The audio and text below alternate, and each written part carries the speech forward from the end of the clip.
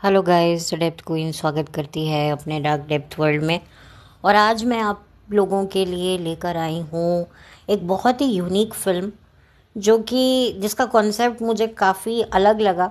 In fact शायद हो सकता है आपने भी कभी इसी कॉन्सेप्ट पर कोई फिल्म देखी हो पुरानी, जो मेरे जहन में नहीं आ रही है, या कोई हॉलीवुड मूवी, क्योंकि मुझे इसका कॉन्सेप्ट बड़ा अलग लगा था इस मूवी का। इस मूवी का नाम है, जो मैं आप लोगों के सामने बात करने वाली हूँ, उस मूवी का नाम था 10 कहानियाँ। जी हाँ, जो आई थी सन 2007 में। 10 कहानियों की सबसे बड़ी जो बात थी, जो सबसे मुझे यूनिक कॉन्सेप्ट लगा, कि इसमें टोटल 10 कहानियाँ हैं। बिल्कुल अलग अलग कहानियाँ हैं, एक दूसरे से बिल्कुल जुड़ी कहानी नहीं है, और बहुत कोई लंबी लंबी कहानियाँ नहीं है। कुछ मिनट की कहानी है जो ख़त्म होती है, और उसके बाद एक नई कहानी शुरू हो जाती है, फिर उसके बाद नई कहानी शुरू हो जाती है। और एक कहानी में जो आपको किरदार दिखेंगे, अगली कहानी में वो किरदार बिल्कुल नहीं होंगे। ना उनके चेहरों को इस्तेमाल किया जाएगा, ना उनके बारे में कोई जिक्र होगा। यानी कि अगर मैं स्पष्ट शब्दों में कहूँ, तो हर कहानी दूसरी कहानी से बिल्कुल अलग है। तो आप सोच सकते हैं कि आपका जो 1 डेढ़ घंटा है वो कितने आराम से निकलेगा, क्योंकि खटाखट फटाफट जो है कहानियों पे कहानियाँ आपको नई नई मिलती जाएंगी, और काफ़ी इंटरेस्टिंग स्टोरीज़ हैं। मैं ये नहीं कहूँगी कि ये कहानियाँ कहीं से इंस्पायर नहीं है, बिल्कुल किसी नॉवल से या किसी हॉलीवुड मूवी से ये डेफिनेटली इंस्पायर है। लेकिन आपको मज़ा आएगा देखकर, इतना तो मैं कह सकती हूँ। और आज की जो जनरेशन है, जो बहुत ही ज़्यादा लिमिटेड टाइम पीरियड में इंजॉयमेंट चाहती है, तो उसके लिए तो बहुत अच्छा है कि एक कहानी को 1 डेढ़ घंटा देखना, और 10 कहानियों को 1 डेढ़ घंटे में इकट्ठे निपटाना, ये एक बहुत ही एक बड़ा यूनिक कॉन्सेप्ट था। और इस कहानी, जिसमें कहानियाँ हैं, सॉरी, 10 की 10 कहानियाँ हैं, उसमें काफ़ी सारे मैसेजेस भी छुपे हुए हैं। काफ़ी ज़्यादा हिडन मैसेजेस हैं। काफ़ी आपको आपको बांधे रखेंगी, एक्साइटमेंट, थ्रिल, ये सब इमोशन, हर एक चीज़ को इस्तेमाल किया गया है। जो एक इंसान के अंदर जो एक इमोशन होते हैं, उन इमोशंस पे आधारित ये फिल्म है। धोखा, मोहब्बत, बिट्रे, बहुत सारे मुद्दों पर बात की गई है। और रिलीजन के ऊपर भी बात करी है कि लोग रिलीजन के चलते कैसे डिवाइड हो जाते हैं, उनकी सोच कैसे डिवाइड हो जाती है। एक्चुअली क्या होता है, रिलीजन में इंसान नहीं बल्कि इंसान की सोच को डिवाइड करने का एक मकसद होता है, जो कुछ बहुत ही ज़्यादा तुर्रम-खां लोग करते हैं। तो उस चीज़ को भी बड़े हल्के से टच करके दिखाया गया है, और बड़ी इंटेलिजेंट तरीके से दिखाया गया है। और इस फिल्म को, मतलब इन 10 की 10 कहानियों के जो डायरेक्टर हैं, वो भी डिफरेंट है। हाँ, संजय गुप्ता ने काफ़ी सारी कहानियों को डायरेक्ट किया है, और संजय गुप्ता की एक नीज़ भी हैं, नेहा ओबरॉय करके, वो भी किसी दूसरे डायरेक्टर की कहानी में वो आपको दिखाई देंगी। और इस फिल्म में मेघना गुलजार भी एक कहानी को डायरेक्ट करती हुई दिखाई देंगी आपको। और इसमें अनगिनत स्टार्स हैं इसमें, मतलब आप कह सकते हो ना, स्टार्स की झड़ी लड़ी, कुछ भी आप कह लो, कि अनगिनत आपको इसमें स्टार्स मिलेंगे।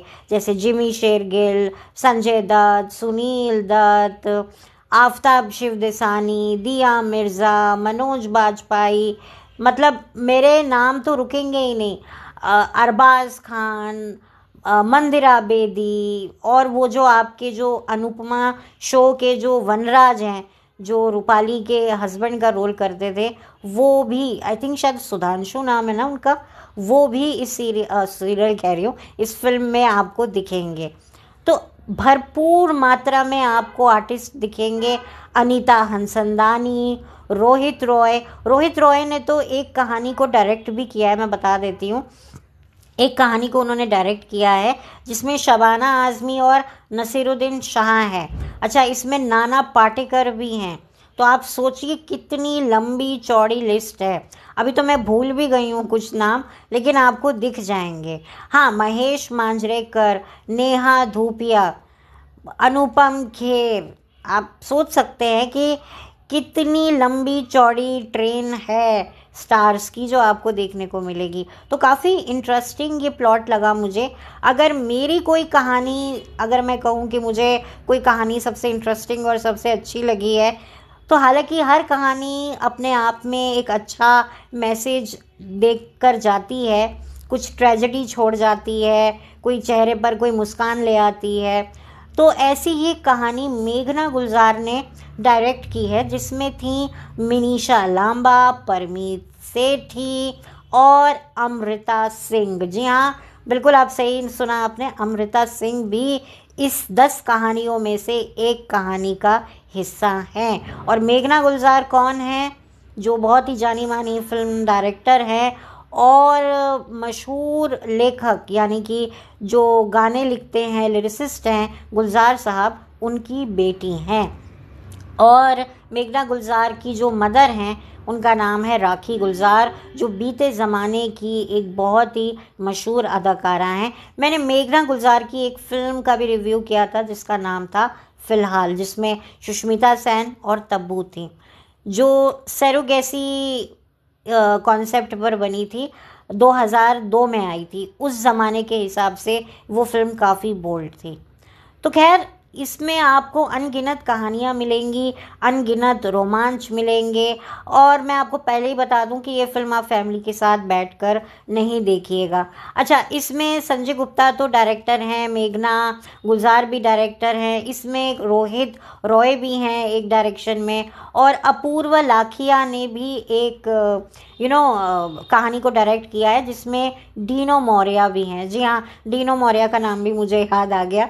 तो उन्होंने भी कहानी डायरेक्ट करी है। एक डायरेक्टर और हैं, मुझे उनका नाम नहीं बोलना आ रहा है। और इस फिल्म का म्यूज़िक भी आनंद राज आनंद ने दिया है। आनंद राज आनंद भी एक बहुत ही अंडररेटेड म्यूज़िक डायरेक्टर है, जिन्होंने वेलकम मूवी का भी म्यूज़िक दिया और बहुत सारी फिल्मों के उन्होंने गाने बनाए हैं, लेकिन उनको वो म्यूज़िक इंडस्ट्री में उन्होंने वो नाम नहीं बनाया है जो कुछ चुनिंदा म्यूज़िक डायरेक्टर ने बनाया है। इसमें बप्पी लहरी जी का भी संगीत शामिल है, शफाकत अली खान का भी म्यूज़िक शामिल है। और इसके गाने उस वक्त काफ़ी चले थे, मतलब उसका एक सॉन्ग जो था बुला दिया, वो काफ़ी अच्छा था और आज भी अगर आप सुनेंगे तो काफ़ी आपको अच्छा लगेगा। तो एक से एक कहानी बड़ी दिलचस्प है और मैं कहूँगी कि बहुत ही अच्छे से बनाई है। एक और कहानी की मैं बात करूँ जो मुझे थोड़ी अच्छी लगी, वो बिल्कुल पहली कहानी है, जिसमें अरबाज खान और मंदिरा बेदी हैं और सुधांशु हैं, जिनके बारे में मैं जिक्र कर चुकी हूँ, जो अनुपमा सीरियल में थे। तो उनकी भी कहानी मेरी सेकंड फेवरेट स्टोरी है। मंदिरा बेदी का उस टाइम पर काफ़ी अच्छा टेलीविज़न पर नाम था क्रिकेट फील्ड में, क्योंकि वो आईपीएल मैचेस या वर्ल्ड कप उस टाइम पर होस्ट करने लगी थी। तो एज अ होस्ट भी उनको बहुत पसंद किया जाता था। उससे पहले उनको शांति नाम के एक सीरियल जो दूरदर्शन पे आता था, वहाँ से उन्होंने अपनी पहचान की थी। फिर उन्होंने फिलिप्स टॉप 10 नाम का एक काउंटडाउन जो आता था फिल्मों के गानों का, वो भी उन्होंने होस्ट किया है। सतीश कौशिक भी थे शायद इस फिलिप्स टॉप 10 नाम के जो जी टीवी पे आता था। काफ़ी लंबी जर्नी है मंदिरा बेदी की। एक्चुअली मुझे ना पर्सनली शांति सीरियल मैंने देखा नहीं है, मेरी दादी देखा करती थी शांति सीरियल। तो जब मंदिरा को दिलवाले दुल्हनिया ले जाएंगे में ब्रेक मिला था, एज अ परमीत सेठी की सिस्टर का रोल किया था, तब मेरी दादी ने कहा था कि यार ये तो शांति है। तो शांति बड़ा ही मतलब ना, एक हमारी एक रिलेटिव है, उनका भी नाम शांति था, अब वो भी इस दुनिया में नहीं है। तो खैर, मुझे ये सीरियल शांति ना देखना है, लेकिन अनफॉर्चुनेटली इसके एपिसोड मुझे यूट्यूब पर नहीं मिले। अगर मैं आपसे अगर अपने दिल की बात कहूँ ना, तो मुझे सैटेलाइट का कोई शो अगर दोबारा देखना हो और ये दूरदर्शन का कोई देखना हो ना, तो मैं दूरदर्शन के ही शोज़ चुनूँगी और शांति मेरी पहली प्रायोरिटी होगा, क्योंकि मुझे देखना है। कुछ ऐसे शोज़ हैं जो मुझे दोबारा देखने हैं। ये क्योंकि सास भी कभी बहू थी, कसौटी ज़िंदगी की, कहानी घर घर की, कुसुम कुटुम्ब, ये अब मुझे नहीं देखने हैं और अब मैं इनको देखना चाहती भी नहीं हूँ। मेरा कोई इंटरेस्ट नहीं है। ये उस वक्त इन्होंने हमारी ज़िंदगी तबाह की थी इन सीरियलों ने, लेकिन आज मैं इनकी बारे में नहीं इनको देखना चाहती हूँ। अगर मुझे कोई कहे कि भाई तुम, क्योंकि सास भी कभी बहू थी के सारे एपिसोड आ गए हैं, तुम ये देखना शुरू करना चाहोगी, क्योंकि क्योंकि सास भी कभी बहू थी को भी ख़त्म हुए हुए एक अरसा हो गया, मतलब सन 2008 में क्योंकि सास भी कभी बहू थी ख़त्म हुआ था।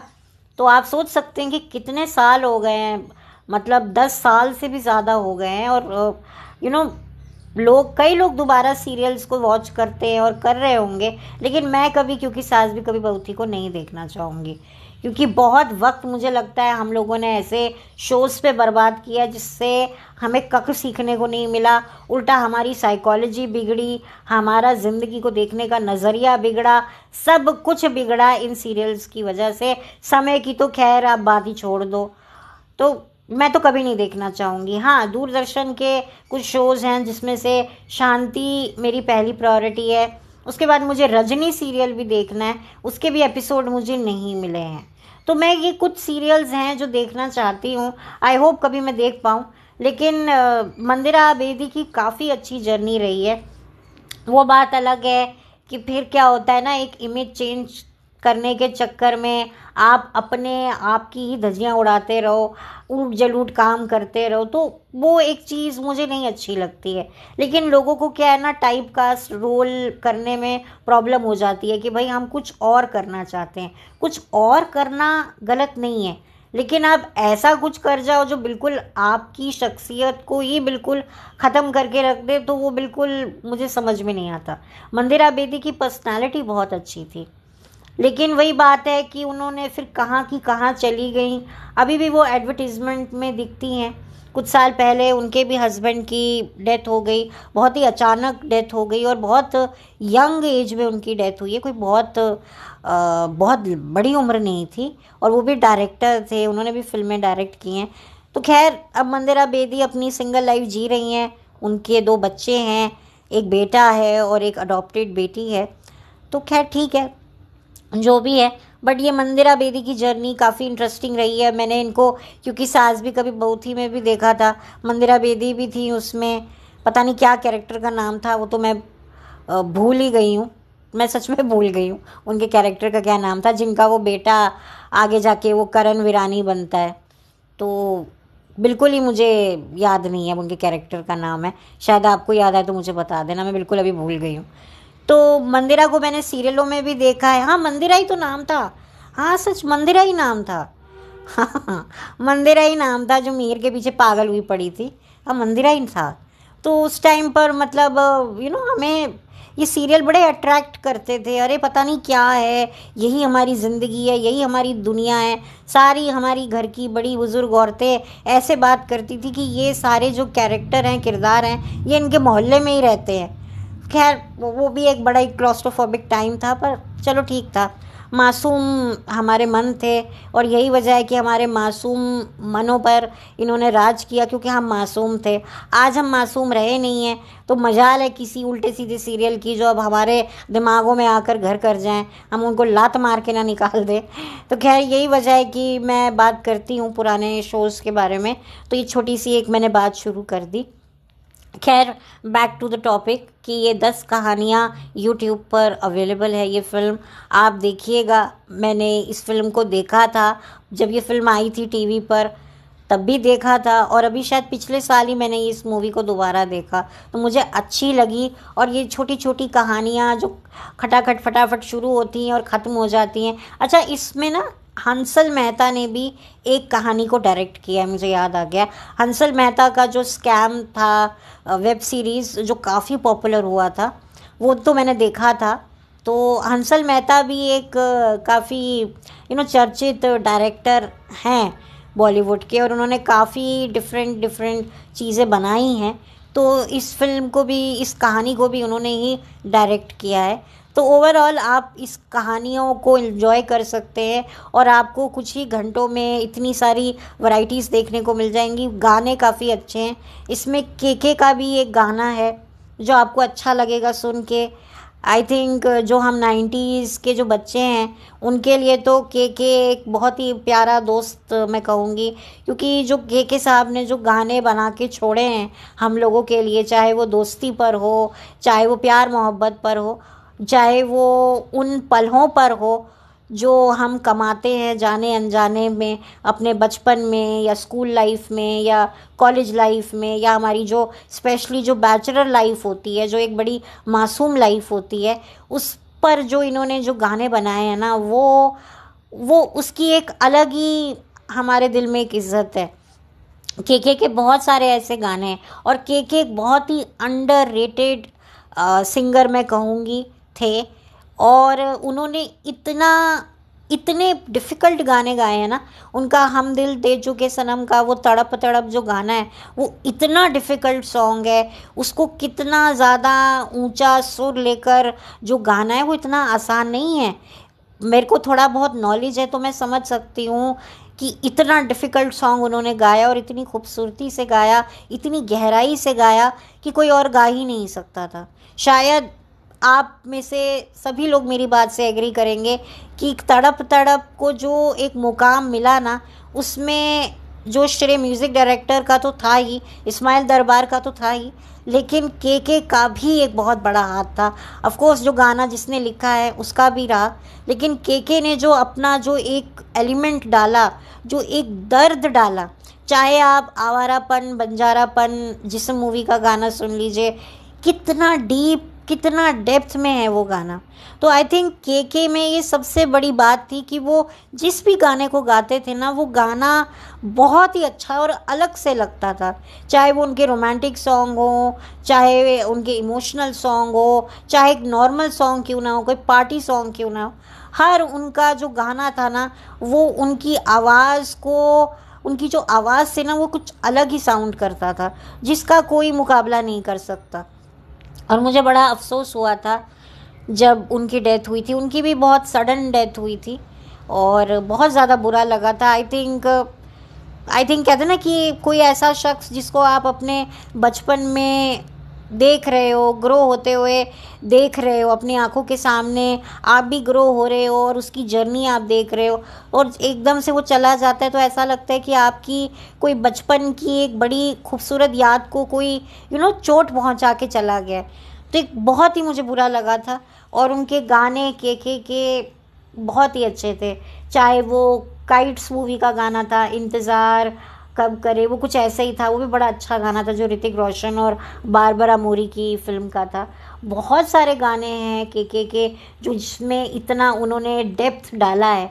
तो आई थिंक के जैसा सिंगर कभी आपको मिलेगा नहीं, और कोई ज़्यादा शो ऑफ नहीं, एक सिंप्लिसिटी की लाइफ वो जीते थे। और उनका वो एक और गाना मुझे याद आ रहा है, दर्द में भी ये लब मुस्कुरा जाते हैं, बीते लम्हे हमें जब भी याद आते हैं, बहुत ही अच्छा था। द ट्रेन मूवी का गाना था, इमरान हाशमी की फ़िल्म थी। और आई थिंक फ़िल्म तो किसी को याद है या नहीं है, लेकिन ये गाना हर एक की ज़बान पे आज भी रहता है। आज भी हम इस गाने को सुनते हैं ना, तो एक अजीब सा एक फ़ील आता है। तो खैर, थोड़ा सा मैं थोड़ी नॉस्टैल्जिया मोड में चली गई हूँ, क्योंकि मुझे लगता है यही एक मेरे पास एक बहाना रहता है उन पुरानी बातों को याद करने का। क्योंकि नॉर्मली तो खैर अब जाने दो, अब क्या बात करनी।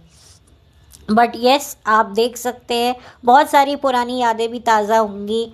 आई एम श्योर आप लोगों ने भी अगर उस एरा में थे, और मतलब आप उस एरा के होंगे, तो आपने जब ये फ़िल्म रिलीज़ हुई होगी तो आपने भी ये फ़िल्म को देखा होगा और इन्जॉय किया होगा। और जो भी आपके एक्सपीरियंस थे वो ज़रूर मेरे साथ शेयर कीजिएगा। तो पिक्चर आप देख सकते हैं, इन्जॉय कर सकते हैं। अगर आपको थ्रिल चाहिए, एक्साइटमेंट चाहिए, और आपको कुछ नया नया फटाफट नया नया व्हाट्स न्यू अगर आपकी इस तरह की पर्सनालिटी है, तब तो ये आपको बहुत पसंद आएगा। क्योंकि चंद मिनट में एक कहानी ख़त्म तो दूसरी शुरू। वो कहते हैं ना, एक कहानी ख़त्म तो दूसरी शुरू हो गई मामू। तो बिल्कुल वही है कि एक कहानी ख़त्म हुई, फिर दूसरी कहानी शुरू हुई, और जब टोटल 10 कहानियाँ ख़त्म हो जाती हैं तो फिल्म भी ख़त्म हो जाती है। और बस यही मुझे कहना था। और बस चलती हूँ, लौट कर मिलती हूँ एक नई कहानी के साथ। पर वो 10 कहानियों जैसी होगी नहीं होगी उस बात की मैं गारंटी नहीं लेती हूँ, लेकिन कोई ऐसी फिल्म ज़रूर होगी जो अंडररेटेड होगी। ये फिल्म भी अंडररेटेड ही है, क्योंकि जब ये फिल्म रिलीज़ हुई तो ये फिल्म चली नहीं बिल्कुल भी, बॉक्स ऑफिस पर ये बिल्कुल वो कमाल नहीं दिखा पाई। लेकिन अगर आज आप देखेंगे ना तो शायद अगेन अफसोस होगा कि नहीं यार, कैसे नहीं हुआ। मैं हमेशा एक बात बोलती हूँ, मैंने अपनी कम्युनिटी पर भी ये डाला कि हम अक्सर बोलते हैं कि बात उन्हीं की होती है जिनमें कोई बात होती है, लेकिन जिनकी बात नहीं होती है ना, उनमें तो बहुत ज़्यादा बात होती है। और यही कारण से मैं ऐसी अंडररेटेड मूवी लेकर आती हूँ कि इनके बारे में बात नहीं हुई है, और देखिए कितनी बात है इस मूवी में। तो खैर अब मैं इस वीडियो को करती हूँ बंद, बहुत जल्दी मिलूँगी। Bye, thank you so much, have a blessed day.